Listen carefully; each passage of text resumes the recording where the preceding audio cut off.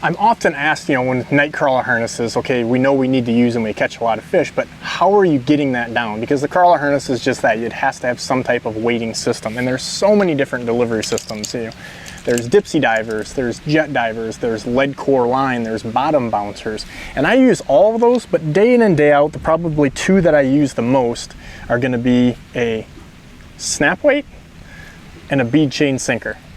And the bead chain sinker is really nice because you can spread your lines out. They're very simple. They get deep quickly. You know, an assortment of sizes. You can put them in a cup, and that's all you need. It's very cheap and very easy to make adjustments. Same thing kind of goes with the snap weights. A handful of these is all you need.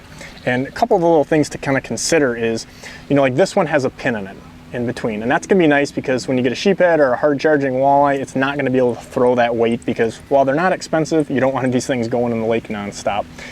The other option is, you know, kind of a scissor mount deal here, and where I use the two, because they both really have a big time or place, is this is a lot nicer when you have gloves on or it's early or late in the season and it's hard. Your hands don't always work as easy as you think they do, and this opens up a lot, but there is not a pin in there to save this.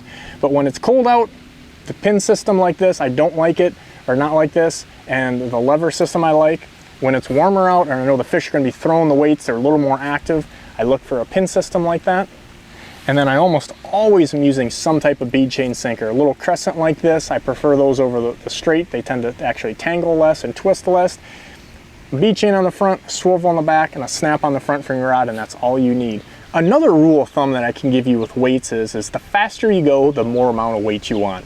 Kind of a no-brainer, but you'd be amazed at how many people are trying to run a 1 ounce at 1.5 or faster.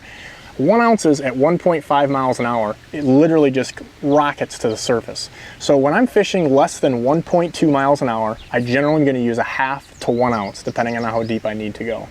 Now, if I'm going to be fishing 1.2 miles an hour consistently or faster, I'm going to go with a 2 ounce weight in both bead chains and snap weights.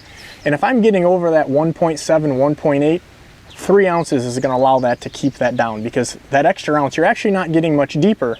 What you're doing is you're just allowing that depth to maintain as you pick up your speed. 2 to 3 tenths will lift that sinker up drastically. So pick your sinker weight up and you're going to stay where you think you are.